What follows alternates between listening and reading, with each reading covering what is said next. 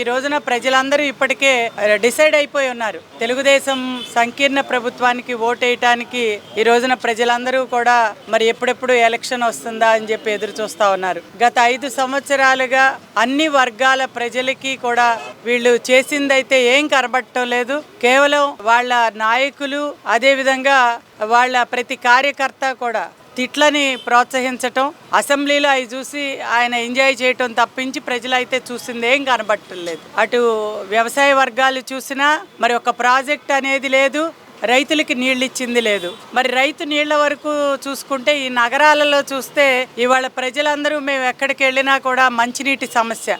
కనీసం 1 గంట కూడా ఈ రోజున తాగటానికి నీళ్లు ఇవ్వట్లేదు. మేము బయటికి వెళ్ళాలంటే ఒక బకెట్ నింపుకోవడానికి దాదాపుగా 2-3 గంటలు పడే పరిస్థితి ఇవాళ ఏర్పడి ఉంది. అంత నీటి కొరత ఇవాళ చెప్తా ఉన్నారు. మరి మేము ఇక్కడ చూస్తే ఈ పకీర్గూడెంలో అయితే గత 5 సంవత్సరాలుగా మా గద్దె రామ్మోహన్ గారు తన సొంత ట్యాంకర్లతో మంచినీటిని సప్లై చేసిన పరిస్థితి. ఇవాళ ఒక్కరోజు ట్యాంకర్ రాకపోయి డ్రైవర్ రాకపోయినా కూడా వెంటనే మాకు ఫోన్లు వస్తాయి. అంటే ఇక్కడ మంచినీటి సమస్య ఎంత ప్రాబ్లం ఉందో ప్రజలందరికీ కూడా ఈ రోజున అర్థమవుతా ఉంది. కాబట్టి ఇవాళ ఈ నాయకుల్ని మన ప్రభుత్వం లేకపోయినా కూడా సొంత నిధులతో ఇవాళ మంచినీటిని సప్లై చేస్తూ ఉన్నారు. అదేవిధంగా కేశినేని శివనాథ్ గారు అన్నా క్యాంటీన్లను ఏర్పాటు చేసి ఎవరైతే ముఠా కార్మికులు ఉన్నారో గతంలో 5 రూపాయలకే అన్నా క్యాంటీన్లో భోజనాలు చేసి వెళ్ళేవారు.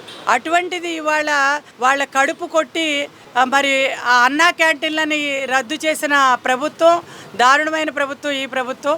కాబట్టి కేశినేని శివనాథ్ గారు మరి గత 4 సంవత్సరాలుగా అన్నా క్యాంటీన్లు పెట్టి భోజనాలు పెడతా ఉన్నారు, ప్రజలందరూ చూస్తూ ఉన్నారు. మరి ఈ రకంగా మన ప్రభుత్వం అధికారంలోకి లేకపోయినా తెలుగుదేశం కార్యకర్త అన్న ప్రతి ఒక్కరూ కూడా ఏ విధంగా పనిచేస్తారో ప్రజలందరూ కూడా మరి చూస్తూ ఉన్నారు. ఎవరు అబద్ధాలు చెప్తారు, ఎవరు నిజాలు మాట్లాడకుండా మరి పైగా ఏదేదో మాటలు చెప్పేసి ఈ రోజున మేమే అభివృద్ధి చేసేసామని ఎక్కడో ఒక రోడ్డు వేసి ఈ రోజున మాట్లాడుతూ ఉన్నారు. వాళ్ళందరూ తెలుసుకోవాల్సింది ఏంటంటే గత తెలుగుదేశం ప్రభుత్వంలో 2320 కోట్ల రూపాయలతో, మీకు తెలియకపోతే సమాచార హక్కు చట్టంలో తెచ్చుకుని చూసుకోండి, ఎన్ని రోడ్లు ఇవాళ విజయవాడలో ఉన్న రోడ్లన్నీ కూడా ఎవరు అభివృద్ధి చేశారు. ఎస్సీలు నా ఎస్టీలు నా బీసీలు అని మీరు మాటలు చెప్తారు, కానీ ఒక్క కమ్యూనిటీ హాల్ కట్టారా? ఎస్సీలకు ఒక్క కమ్యూనిటీ హాల్ మీరు కట్టారా అని నేను సూటిగా ప్రశ్నిస్తూ ఉన్నాను. దానికి సమాధానం చెప్పండి.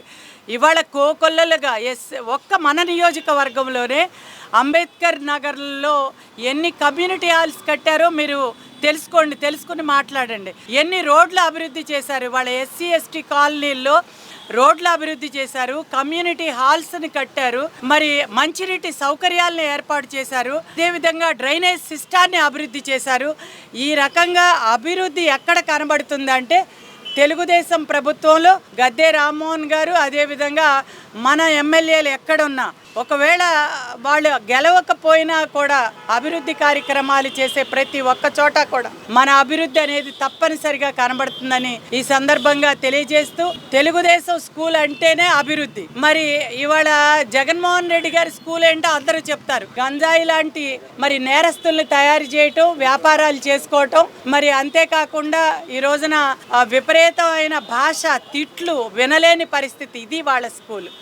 కాబట్టి అభివృద్ధి సంక్షేమం 2 కళ్ళుగా ఇచ్చే తెలుగుదేశం సంకీర్ణ ప్రభుత్వాన్ని ఈ రోజున ఎంచుకోవడానికి ప్రజలందరూ కూడా ఇవాళ సిద్ధంగా ఉన్నారు.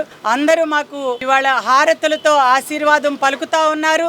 కాబట్టి రాబోయేది తెలుగుదేశం ప్రభుత్వమే అని చెప్పి తెలియజేస్తూ జై తెలుగుదేశం, జై జనసేన, బీజేపీ సంకీర్ణ ప్రభుత్వం.